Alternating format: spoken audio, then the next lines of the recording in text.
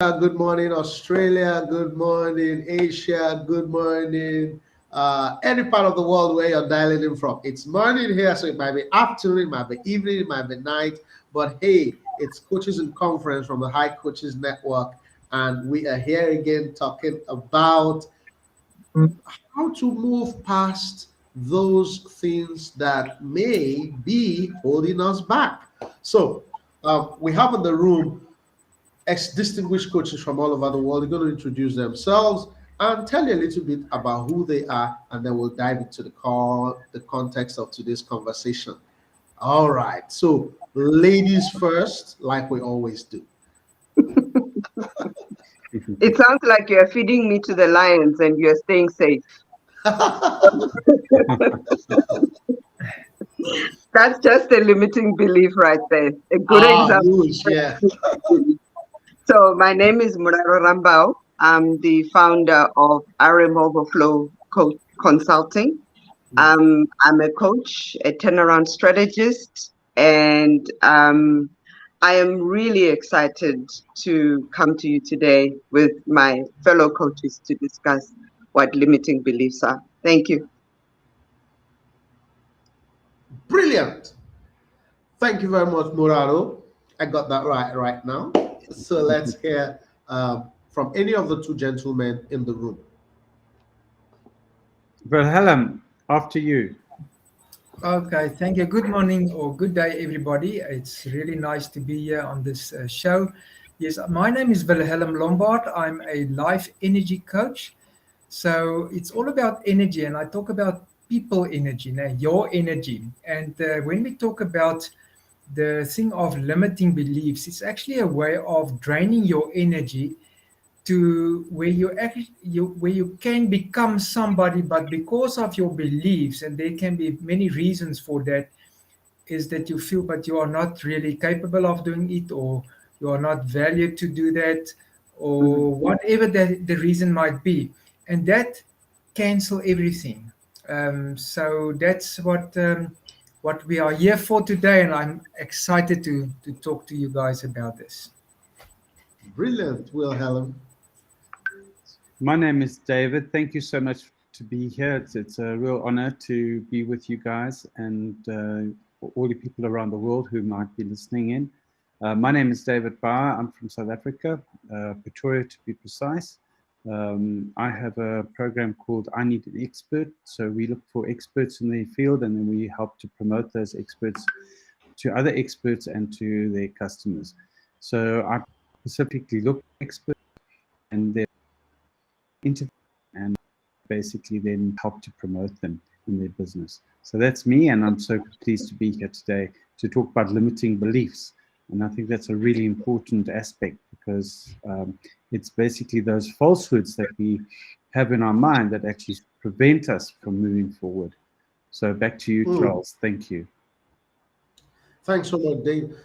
That which concerns us will be served like Shakespeare often says, Charles Okebuna, I'm a workplace transformer. Coach is what I do, but why do I really coach? I coach people because I think that everyone is born great, but not everyone will become great. And so the purpose of coaching is to bridge the gap between what being born and why you were born. And so today we're going to be talking about limiting beliefs. And ladies and gentlemen, this is the most incisive conversation you can ever imagine because we're going to go to the basics and then we'll draw out from the well of our basic experiences, simplifying the conversation in such a way that you can be a part of it. So let's know where you're joining us from, any part of the world. Just tell us, are you joining us from Africa, from Australia, from Europe, from Asia? We're going to be actively engaging with all joiners throughout this coaching conference. And because we're talking limiting beliefs, I'm going to ask my fellow coaches in the room, one word, okay? If you were gonna define limiting beliefs with one word, just one word, I'm gonna come to you to ask you what that one word will be. But before I do that, here's a story. Once it was told about a baby elephant. While it was still a baby, it was tied to a stake. And on that stake, it had its water, it had its food brought to it.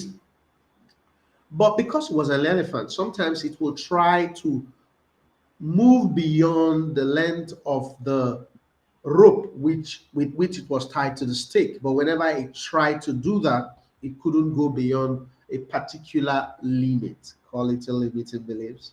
And then as the elephant began to grow, the elephant is the biggest animal in the world. I mean, in size. It began to grow, it began to grow, it began to grow. It became a massive animal.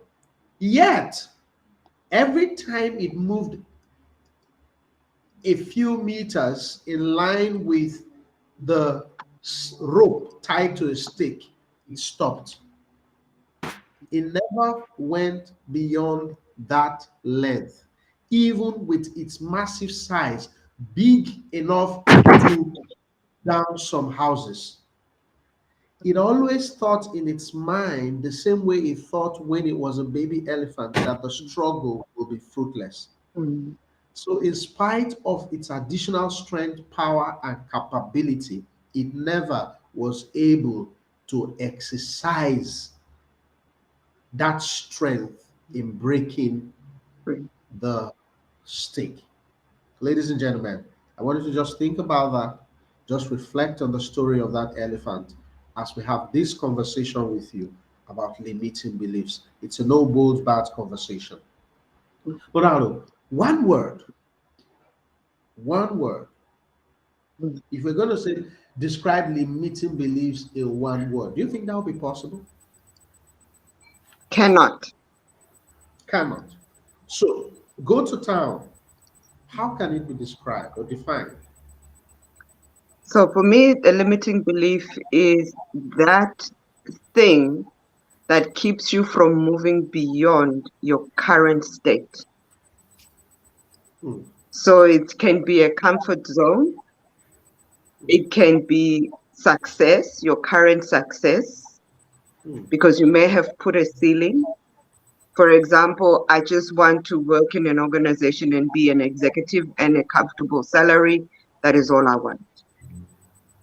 Or it can be a failure. I've tried this before, it didn't work. So I am not cut out to be this particular person because I tried it before and I failed. So all those things is what you then take. Those are activities or things or events. You then take them and you rephrase them to, I cannot be a CEO. I'm just born to be an executive, so I cannot lead an entire organization. Oh, this entrepreneurship is not for me. I'm just meant to be an employee. So you take the event or the activity and you then internalize it and you put yourself as a person that cannot achieve it. That for me is a limiting belief. You believe it. And no matter what opportunities put before you, you will start speaking, oh no, go seek so and so. I'm just here, I'm just in this box. So you create a box and you put yourself in it. And it becomes your limit. Just like the example of the elephant. The box was not even in existence anymore. It had been removed. It had become a conditioning in the elephant to know that these are my boundaries. So even when it was big enough, it couldn't go beyond that. So even if you acquire certain skills and you can do that thing, you will still tell yourself, I can. That's my understanding. Powerful. Now, I took just one word from you. No matter what anyone tells you, it just continues to limit you, which is fearful. So even if someone tells you it can work, in your opinion, I can't do it. But what's your take, Dave? If you can you define limiting beliefs in one word? If not, what's your take? Well, Charles, I can just say, okay, listening to your story, Yeah, definitely it's negative conditioning. We sit with lots of negative conditioning um, through our lives, or when we were kids or whatever. So that's the thing that came up to me. That's that negative conditioning. But the one word maybe, and it's self-concept. It's Hmm. and that is all about what I think you think of me, and what I think of myself, and that puts some, in a sense, burden on myself, or a limitation on myself, because maybe I'm good enough, but I think you don't think I'm good enough. That's why I also have that idea. And yeah, that in short is what we need to overcome in that sense, and say, but listen, Mm-hmm. I'm good enough. I can do it. Mm-hmm. I'm special. And coming back again to the energy thing, I need to maybe tell myself, and the positive side on there, which I can actually say, is to become aware of who you are, to know yourself. The moment when you know yourself, then you know, well, I can do it, or I know what you maybe think of me is not the truth, because I know who I am. And I believe the biggest problem that people sometimes sit with is that you don't know who you are. Hmm. So, in other words, it's possible you don't know who you are. Yeah, this is a difficult question. I sometimes ask people, but tell me, who are you? And then they give me their name, and maybe their family member's name, where they stay, and all those easy stuff, you know. But when you say to a person, but who are you really? Tell me really. Then they sit, and you can see they think, wow, I don't know. That's quite a difficult question, or the question of what's your purpose in life. It's a difficult Hmm. question, and you will never, for instance, I jump to purpose now, but you will never get to your purpose, and that will, if you don't know yourself, and that will limit your beliefs, because you don't know if you are capable of moving there. So it de-energizes you, and you say, no, I will never be able to be that CEO, or that person that you are in fact really capable of being. Hmm. Now, just before Dave comes in, you know, it looks more like an irony that sometimes we think we know ourselves when we don't. I once heard, a professor, he was walking on a pedestrian bridge and he stepped on a lady. And the lady said, "Oh, say you stepped on me. Who do you think you are?" He turned around, looked at her, and said, "I wish I knew." And he's a professor. It's a professor. Know everything about the subject, and what they you need to know to tell other people. But do I know myself? Do I really know who I am? And Mhm. only then, as I said, then you can step out and say, yes, I'm the guy that can do the job. Wow. Dave, what's your take? So my one word is clingy. Pardon me? Clingy, clingy. Spelling. Clingy, clingy. Clinging. Hmm. So let me explain why I say clingy. Now, Right. you know, when you were at school, you had that one friend, that Hmm. unwanted friend who was so clingy on you all the time, and Mm-hmm. they hung on to you and didn't let go. So this is the same thing as a limiting belief. It hangs on to you. It doesn't want to let go, and it goes wherever you go. So what you've got to do is you've got to get rid of that clingy friend and the clinging belief, because once you let it go, it frees you to do what you want to do. Because if you look back at school days, right, and you had that clingy friend who wanted to be your friend and you didn't want to be their friend, Mhm. They clung on to you and they stopped you from doing all the things that you wanted to do in your life. And, you always like, if you wanted to go and play in the playground or you wanted to go and do some sport or whatever, they would like, be there and they would stop you from doing it. So it's an easy way to understand what a limiting belief is. A limiting belief is that aspect that holds you back from actually achieving your rightful place in society. And so from my point of view, I believe that, I have these clinging disbeliefs about myself. And the big thing is that, one of the things that I have really experienced is that I believe I can't do it on my own. I need to have somebody there to assist me to do it. And it's that clingy friend that I need to get rid of in order to move forward in my life. So I look at it as from a point of view of being clean.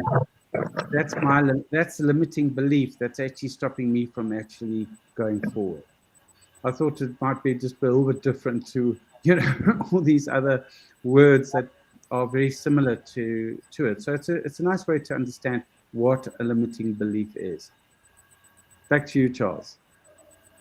Oh, I think this is an interesting point here that probably maybe what taking on.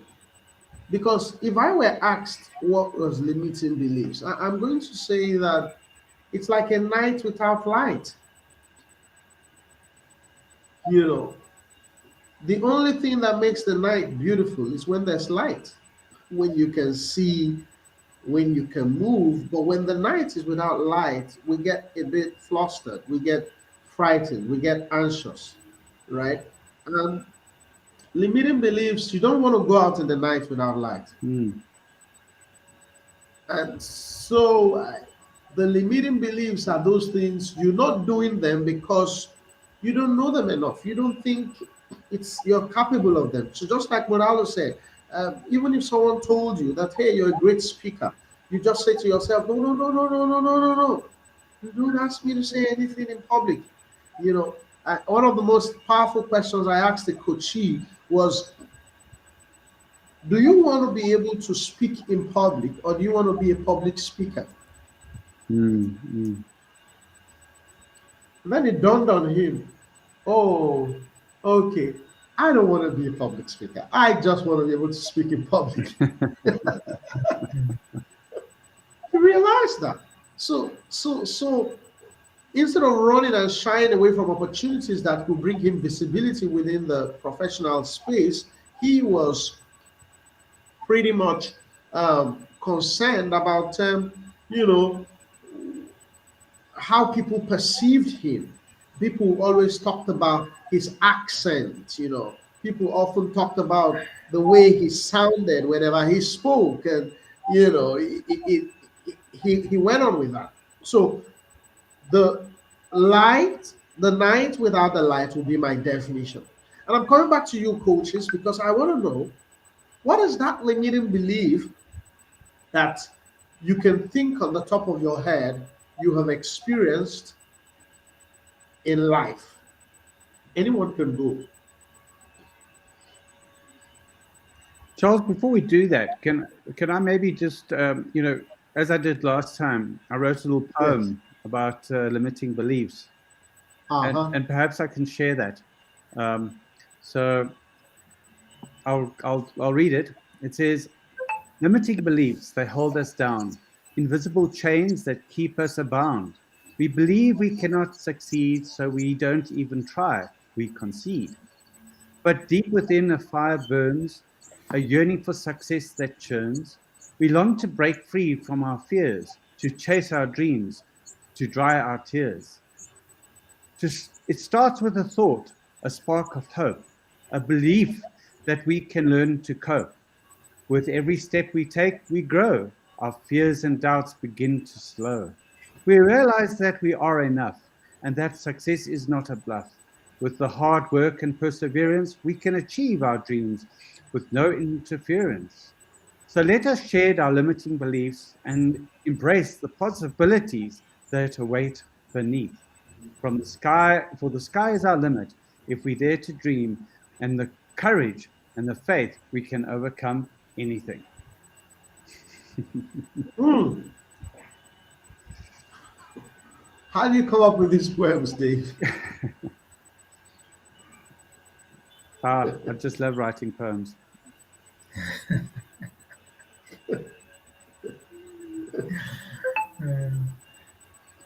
Okay. Well, Anyway. Go ahead, Val. what you mentioned, for instance, about some limiting belief that I've experienced. Now, it's English. English is not my native language, and in South Africa, okay, we talk a lot of English nowadays, but previously, lots of people talked Afrikaans, and you actually only did English in self-defense, you know, and you don't really use it. Was yes and no, and that's all. And talking about that clinging friend, I had a friend, and for instance, he decided to do the English on standard grade in school, and he pulled me also to do the standard grade thing. So I didn't get my university exemption because you need to have Afrikaans and English on higher grade.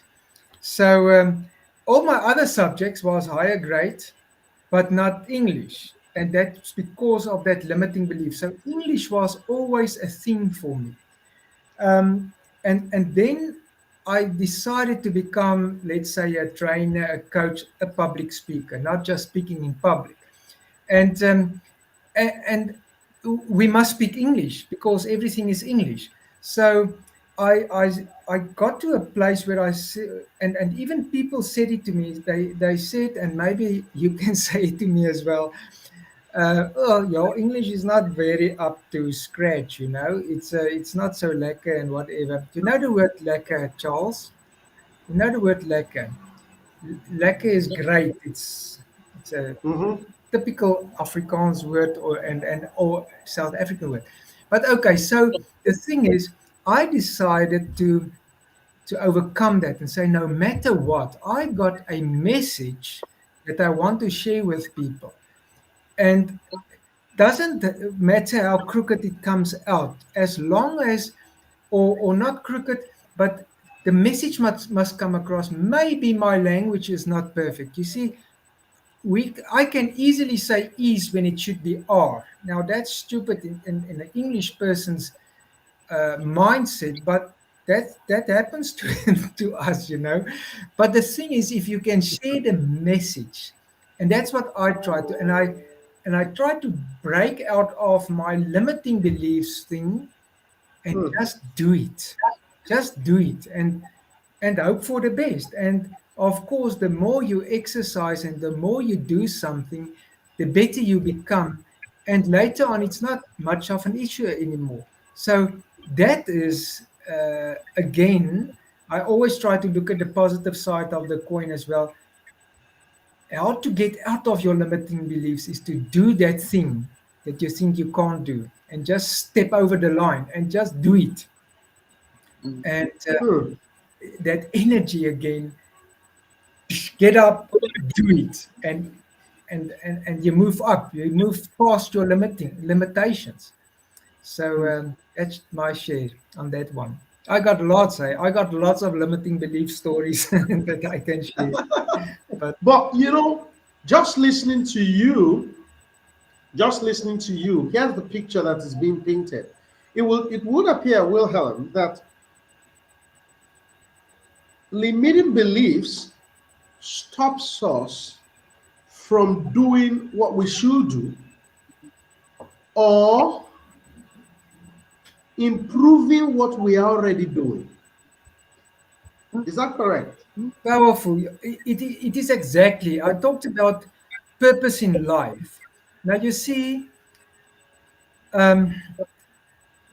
if I can prevent you from reaching your purpose in life, I actually destroy your life because you live a purposeless life and it's more of a survival game. It's suffering. It's not that lekker that I talk about. It's you don't enjoy life because you miss your purpose. We all have a purpose. Anything in life got a purpose, and people even more. So the moment when your beliefs are limited, it's actually I don't know, maybe a way of the enemy, whoever the enemy might be, to stop you from reaching your real purpose in life and become that person you should become. So it's a serious matter. It's a battle against the outside forces or other people. And you must remember as well, people are like crabs. The moment when you try to get out of the bucket of crabs, they grab you back. No, you won't be able to do that. You will never, it's like mathematics. My mother Wow. said you will never be able to do mathematics because you just use my kid, will be like that. I battled with mathematics at school. And then after school, I decided I'm going to break that limiting belief. That's self-imposed limitation. And I told myself I can do mathematics, and I actually dispute the fact that I can't.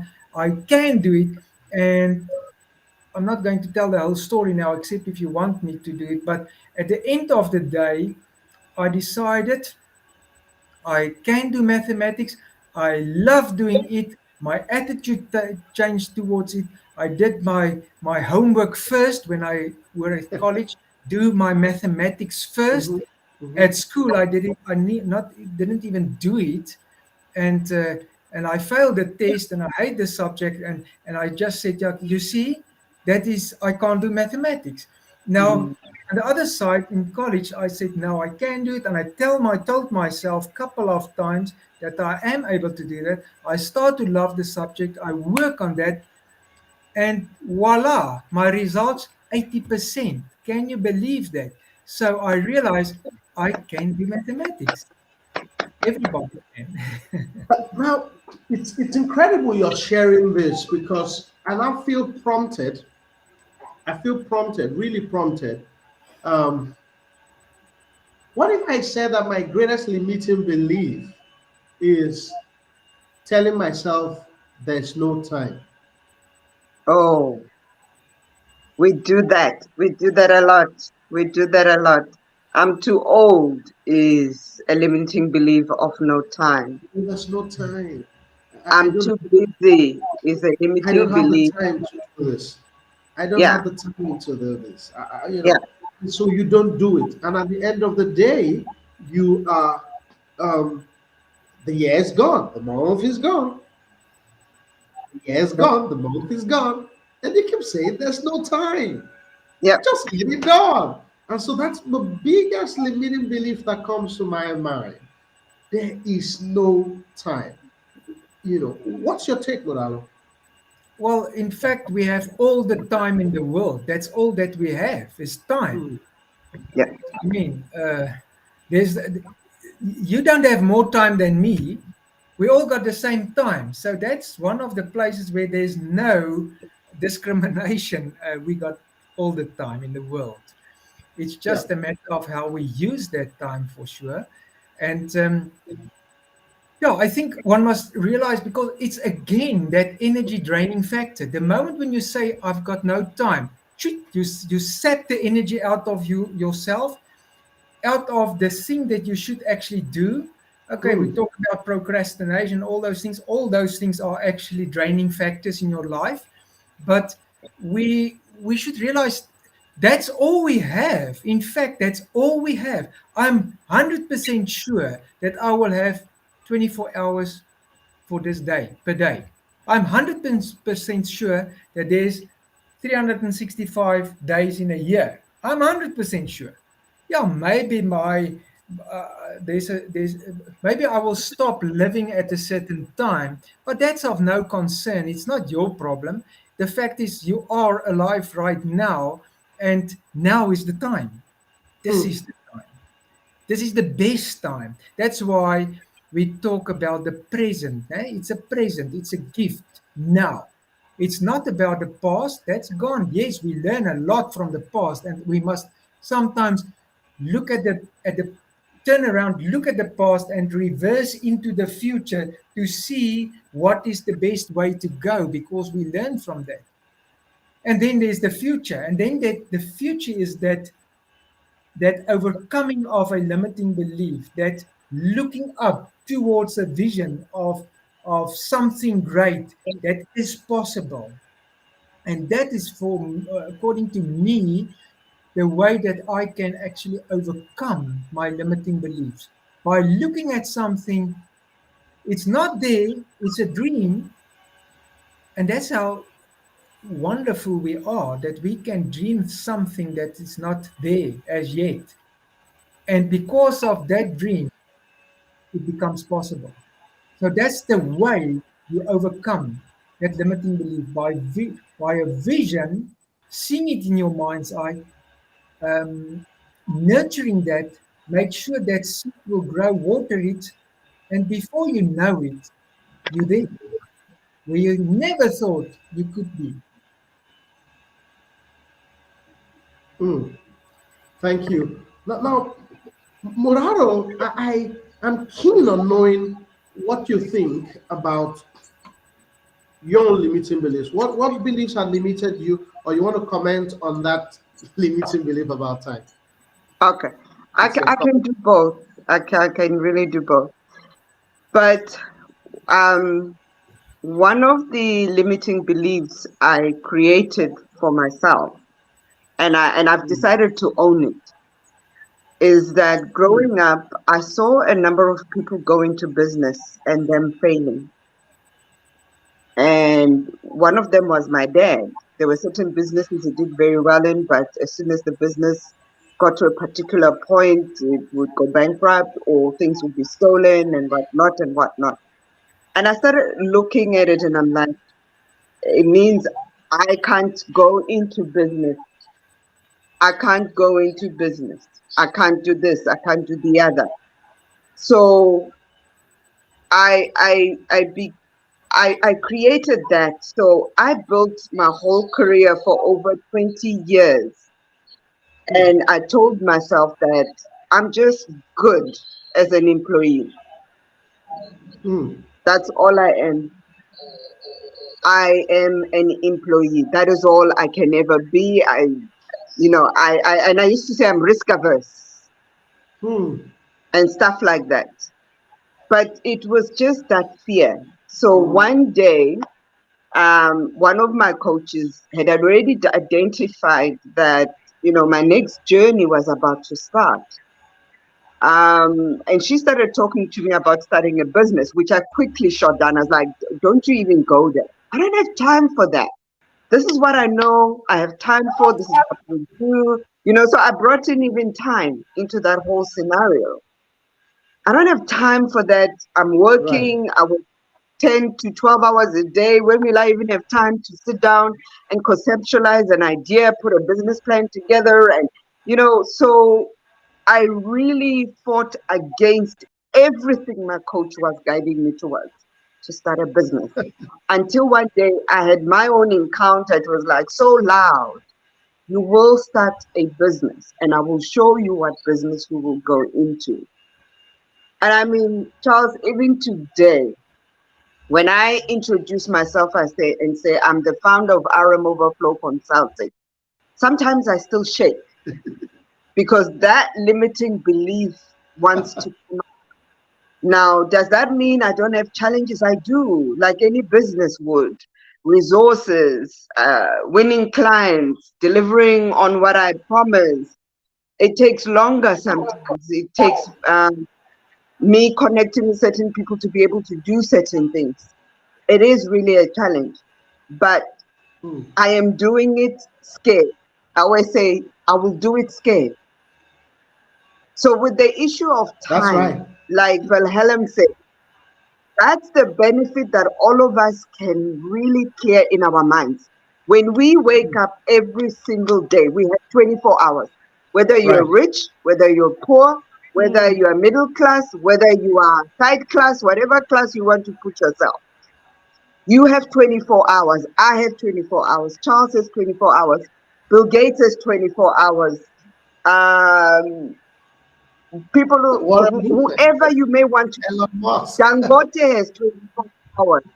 Dangote has 24 hours. Strad Musiwa has 24 hours. So what are you doing with your hours is what determines whether you're going to build something or you're going to watch others build something.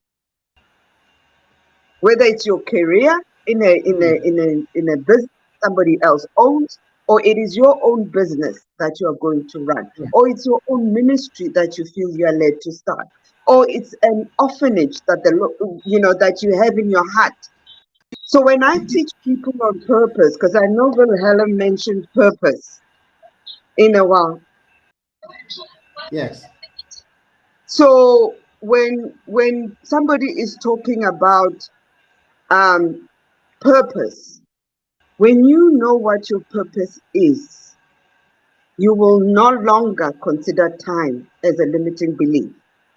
You realize you've got all the time in the world to do that which you were born to do. So sometimes we create these limiting beliefs also because we don't know why we are here. When I was taking my second, I've created a purpose course. So about 2 weeks ago, I did my second cohort of people who went through my purpose course. And I picked up so many limiting beliefs. So when you proposed this topic, I was like, I am so glad I had that. And I can't wait to hear from all of you what you consider limiting beliefs so that when I do the next class and they come up, I'll have more material.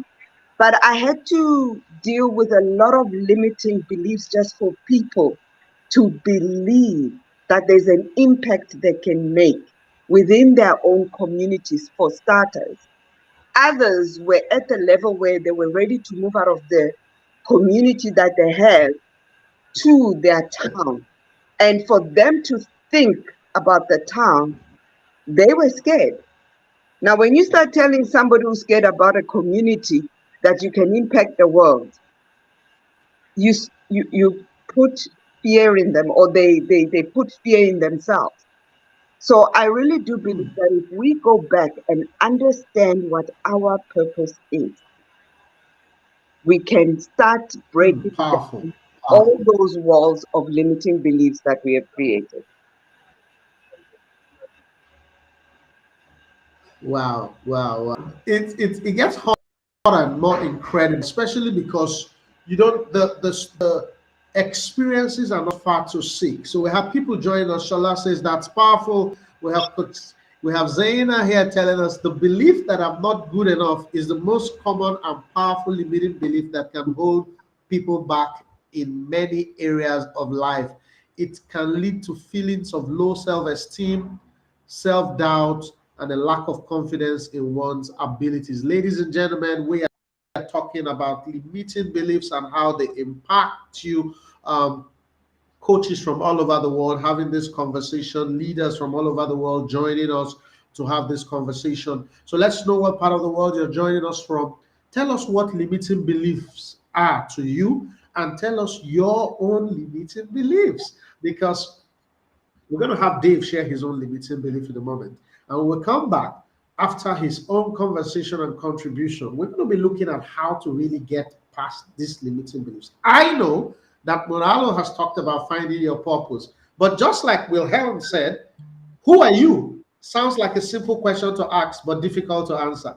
What's your purpose? Sounds like a simple question to ask, but difficult to answer. So, Dave, what limiting belief have you had? Wow. Well, the first thing is that, I believe that limiting beliefs stem from the stories that you tell yourself, the story that you have in your mind about something that perhaps you cannot do or can do. So one of the things that when I was at school, one of the teachers, they wrote to my mom, and in the letter they wrote that David, does not know the Sorry to word cut you, can't. Dave. You might need to speak up a bit. I'm struggling to hear you. Oh, okay. Let me. There. Can you hear me better now? All right. Yes. So, one of the things that my teacher wrote to my mother a long time ago when I was at school, many years ago, was that they said David doesn't know the word can't. And I have always been a game to do anything. I haven't really had, luckily for me, when I was a child, I didn't really have anything that said I can't do it. I always tried to do everything. The only thing that I found was limiting for me was that I was no good at ball sports. And even though I tried, I mean, my dad sent me to cricket lessons, tennis lessons, and he gave up on me because I couldn't do it. But there was a limiting factor, not a limiting belief. The limiting factor was that I couldn't see. So only once my parents got a TV set, and I said to my father, and this was at about the age of 16, 17, I said to my father, "Can you at me?" And he said to me, "I think you've got to go for an eye test." And that's when I started wearing glasses, and that's when I saw the world in a different light. But where limiting beliefs come from, I think for me, has been later on in life. And that has been really, it wasn't in the beginning, because I always believed I could do anything. I had this, I tried everything. I tried, if I saw somebody working on woodwork, for example, I'd go and try it. I wouldn't say I couldn't do it. But where I, later on in life, as life's, issues like started to surmount, and I had to take on more responsibilities, that's when I actually started to gain this limiting belief about myself and my ability. Mm-hmm. And one of the things that's really affected me is charging clients. And actually charging clients from a point of view of saying, okay, I am actually worth something, and therefore I need to charge them appropriately. And this has been a limiting belief that has affected me hugely in my life, because in some way I don't believe that I have, that I can actually charge for my services. And this has been something that's been, that I'm actually working on to overcome. And, with COVID and all this, and what other people have said, have been saying to me, David, you need to give in order to receive. But I've gone to the one extreme where I give and I don't charge for anything. And it's actually now become like a mindset. And it's something that I have to overcome. And I wonder how many other people have been affected by the exact same thing. Because I think there are a lot of people out there. Wow. And yeah, I'd love to hear some comments about that. Wow. Wow. So true, Dave. True, Dave. I share your sentiments. I share your sentiment 100%. Blessed is the hand that gives and the one that receives. And you will hear that often. But you can't give what you don't have. That is the other part that is not thoroughly explained or brought into the conversation. So I also had to overcome that limiting belief. And I had to start saying to myself, you can't pour from an empty cup. So what I do now for myself is I charge, and then when guided, I will bring in one or two people, let's say I'm running a public course. I will charge. I might have one person that stands out for me to say this person needs it and genuinely can't afford it. But I will do an exchange of services because people always have something they can give you. So I've moved away from free gifts to an exchange of services. So I'll say, okay, you really want me to help to coach you for the next 6 months. I'm willing to do that. But in my business, I need the service. So you can come in and do this service for me in exchange for my coaching time.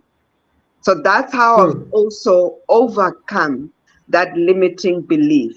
If really you don't have something I need, it's got to be something that I really get a strong sense that I gift it to you, then I know and I see it with an open door somewhere else that wasn't necessarily a gift. So Dave, I'm with you there, 100%. Thank you. Thank Wow. you. Yeah. So, can I confess? Please go for it. I confess that the subject of pricing is a limiting belief for the average entrepreneur. It's a limiting belief. Like Dave said, you might swing to two extremes. Because one of the things that this conversation has taught me is limiting beliefs can stop you from doing something, or it can make you even do what you ought not to do. So, in other words, you from not charging, and then you realize, oh yes, I should charge, I ought to charge, and then you overcharge. Both ways impact your business. And then when you overcharge and you don't get the results you want, then you start to undercharge. So we need to find a balance, ladies and gentlemen. Well, really, we can't set the template. But for those listening to us, we're looking to read your limiting beliefs. You know, are you listening to us from LinkedIn or any part of the world on YouTube? You know, please do share. We can see you, we recognize you. Share your challenges with limiting beliefs. What are your limiting beliefs? Ask questions. We don't have the answers, by the way. We are only going to share our experiences. So I want us to now speak in terms of solutions here. When it comes to limiting beliefs, I'm going to ask you, Wilhelm,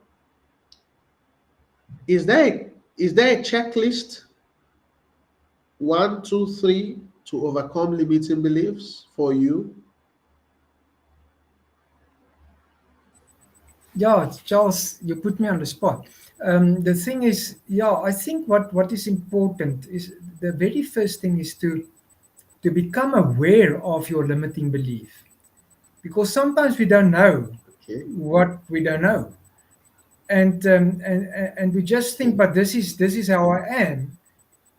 And the moment when you also say that and you just are okay, I don't say we should not be content and happy with our lives and so on.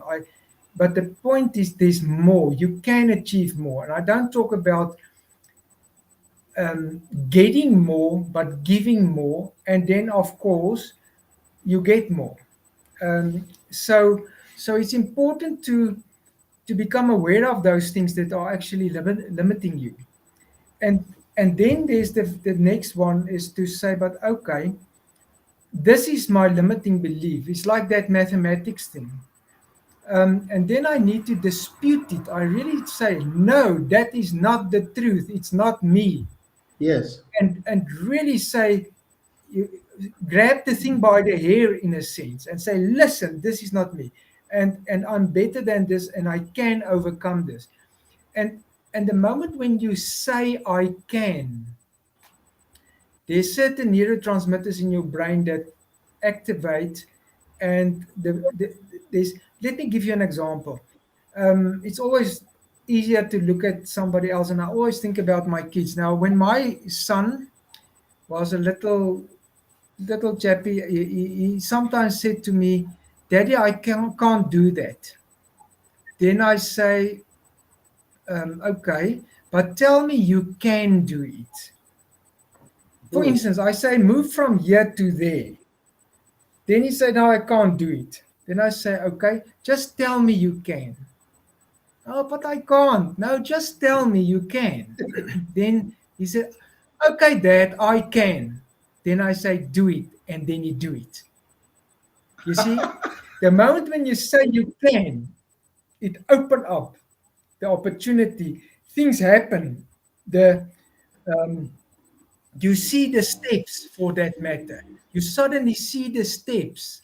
You know, they talk sometimes about the law of attraction and all those things, and I'm not always so keen on that, because it's not as easy as that. You know, you can think, when I was 17 or so, I just think about women, and I never become a woman, fortunately, although you think about them. So it's not about thinking about things and it comes to you,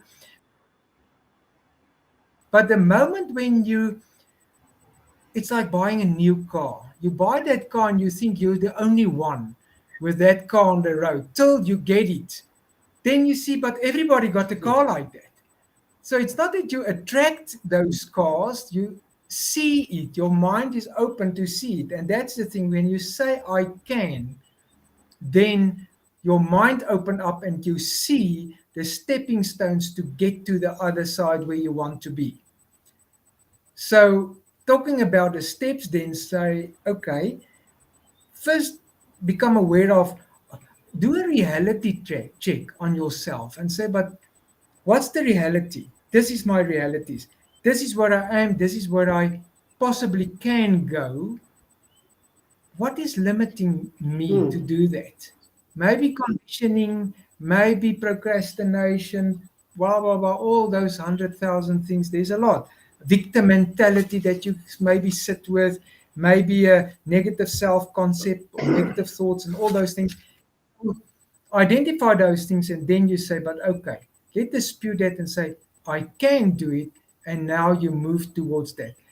And it must be in line with your purpose in life. Now, purpose is not an easy thing. It's like a diamond. You don't walk down the street and point there, you kick a diamond out of the soil. It's moving lots of soil or to find that gold or whatever. So it's not so easy. But, well, I can just say I was 40, and even only at 40, I realized really what's my purpose. And I seek my purpose, but it's treasure. It's something that you must work through to be able to get there.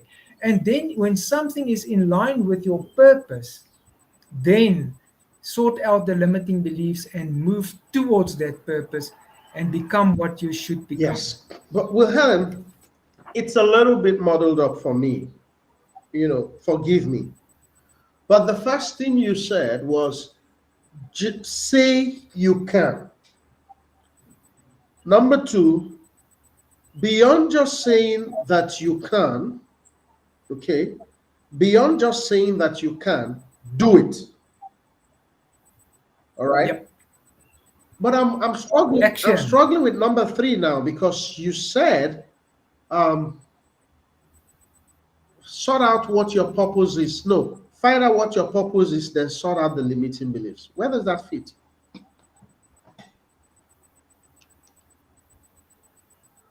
Maybe I can jump in here, Wilhelm, and help a bit. Thank you. Okay. So Wilhelm said something very important. You can't walk down the street and pick up your purpose. Right? So with everything, we need to be very careful about 1, 2, 3, 4, 5 steps to this, 1, 2, 3, 4, 5 steps to that. Because every individual is uniquely woven and made. And we've got our way of peeling an onion, so like you said, he used the analogy of an onion as well. So when you are looking at your purpose, so what Wilhelm is explaining is, first of all, deal with it in your vocabulary, because when you told yourself you can't, you actually vocalized, I can't or I cannot. Right. So because we are creative beings, when we speak and we hear it, that you cannot do something, it travels down neural pathways in your brain, and it goes back and it plants itself and it becomes a belief system. So what you start with, it's almost like reprogramming. So that's what he meant when he says, I tell my son to just tell me he can. It's not going to be once off. It's Right. you are reprogramming yourself. So when you saying, I can't do this, even your body reacts and says, you can't. But you have to say it again. You have to say it again until you believe it. And when you believe it, you can act on it. Okay. And when you start Okay. taking action, that is when you will start, you're also in the process of finding purpose. What is my purpose?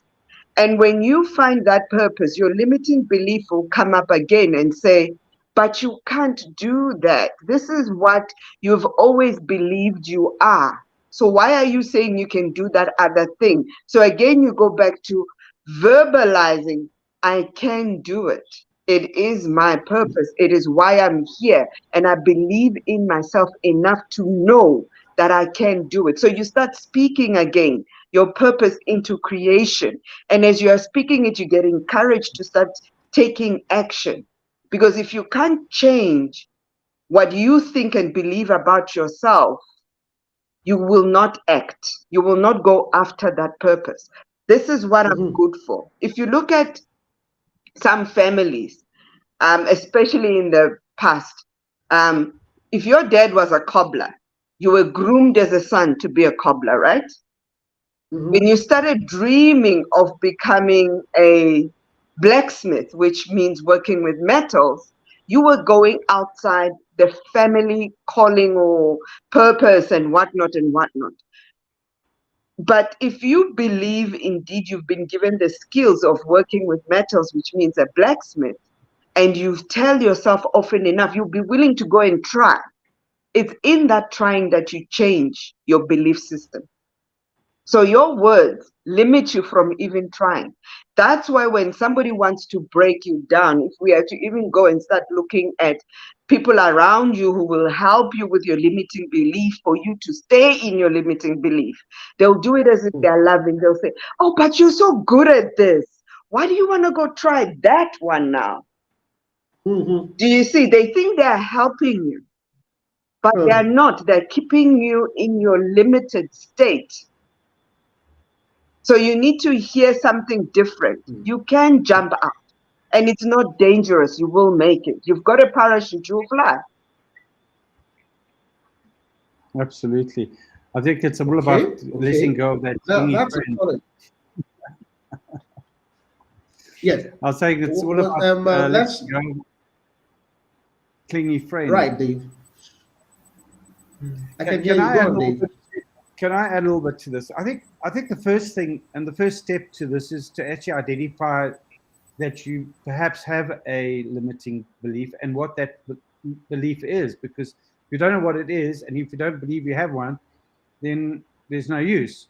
But once you've identified what it might be, it's to identify what the story is behind that. What is your story? What's actually going on? Why do you believe this? What is going on for you? And once you know the story, you can actually start to change that story. And then it's a situation of whether you want to change the story or not. Maybe you don't. Maybe you're very happy in your comfort zone. But if you're not, then you need to change the story. And the way to change the story is to start to do, as you said, do action. You've got to do action. And what does the action look like? Well, it's about actually doing something contrary to what your that limiting belief is. Take small steps, start small and start to actually put into action small steps to overcome that.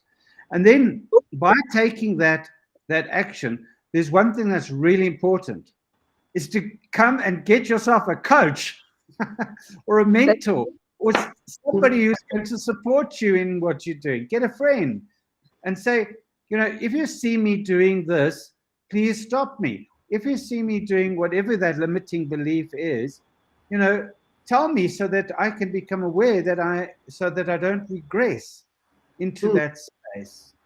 And I think that's really how you overcome it. And, you need that accountability partner.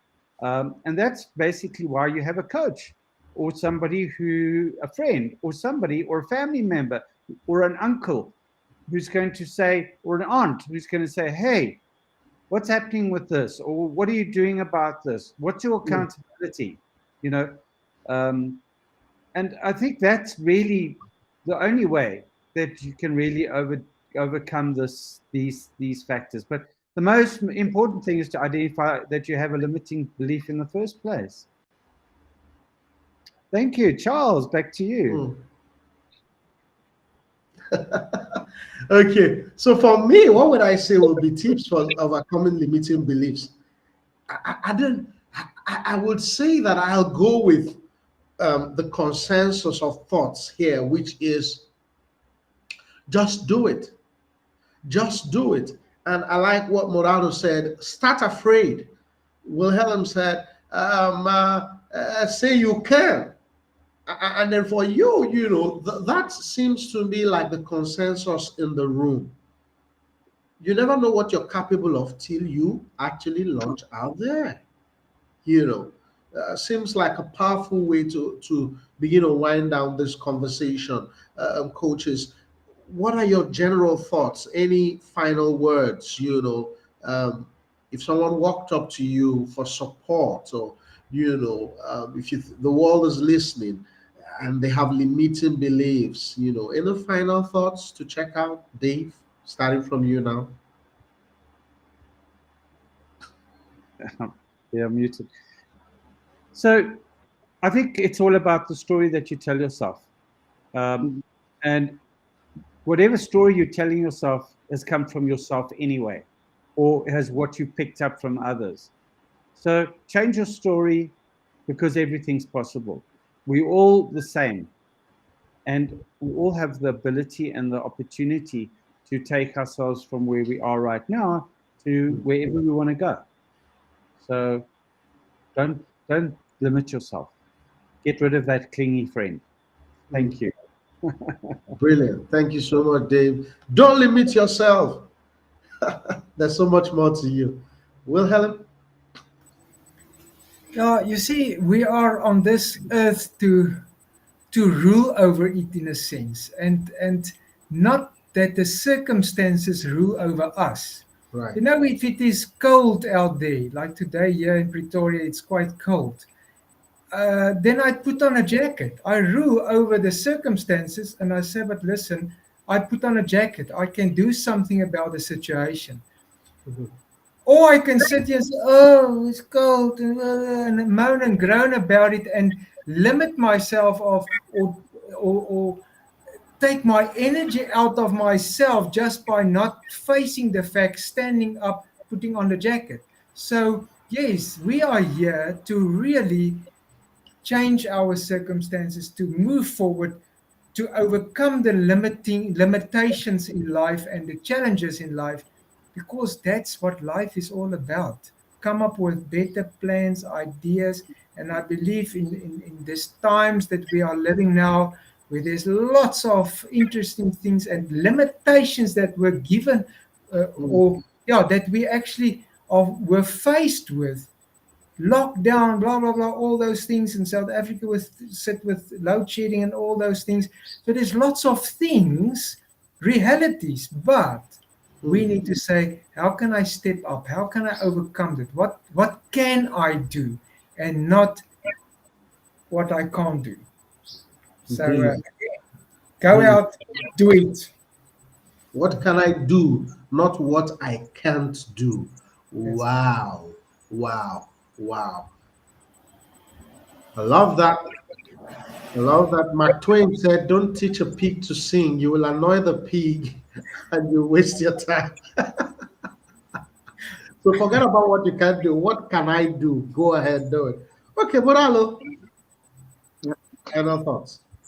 Yes. So just piggybacking on what can I do and not focusing on what I can't do. That is exactly the question you ask when you are seeking your purpose. What can I do? What am I here to do? What is in my lane? I think one of the things that even gets us to solidify limiting beliefs is looking at what your neighbor is doing. and wishing and hoping you could do what your neighbor is doing. But is that what you should be doing? So for you to start breaking down the limiting beliefs, it takes a lot of self-introspection. And I'm not going to tell you it's easy. It is one of the most difficult things to do, is to look inward and admit that I am where I am today because of the choices I made in the past. There's something that you never lose. It's the power to choose. So if you listen to a lot of people who have been in prison, like Nelson Mandela speak, they will tell you that they had chosen my body, but my mind was always free. So your mind is always free to think and believe what you want, and you allow it to think and believe. So no one ever takes away your power to choose. Where you are today, painful as it may sound, I had to come to that realization. Wherever I was and wherever I am today is as a result of the choices I made. Somebody can choose to do something, but I choose to react or respond to them. So I have a choice. Do I choose to have the most amazing life? And you have to define what amazing is for you. Or do I choose to have a life that somebody dictates I should have? And I have chosen to have my life, my way, warts and all. Even when I have warts, I know I chose those warts, so I must deal with them. But if I allow somebody else to choose my life, when I experience difficulty, I abscond from taking accountability. So everything that my fellow coaches have said, get a coach, create accountability around you. I tell my coaching clients, I am here to walk the journey with you. I'm not here to walk the journey for you. You will do the work. Look at me and see me as a cheerleader. Some of them, I even sent them a cheerleader with pom-poms or just pom-poms, and I'm just saying, go for it, go for it, go for it, go for it. Because sometimes people, that's all they need to hear. You're doing great. Go for it. Choose what you want, no matter what it is. Choose and then act. Thank you, Charlie. So this is powerful. And because you quoted Nelson Mandela, I'm going to quote him again. He often said, everything seems impossible till it's done, right? And for me, my parting shot will be that just live your life today in such a way that it won't matter if tomorrow never comes. Oh, wow. Just do it. Just do it. So thank you so much, Dave, Wilhelm. Thank you so much, Malalo. Thank you so much for all those who joined us. Thank you, Zaina. We see your comments. Thank you, Shala. We see your comments. Thank you for those who liked, those who shared. This is Coaches in Conference Week. Couple of times every month we come together to discuss subjects that we know are impacting the whole world. The whole idea is to strengthen us and make us better aware of who we are so that we can become why we were here. Thank you so much, and goodbye, everyone. Thank you. Bye-bye.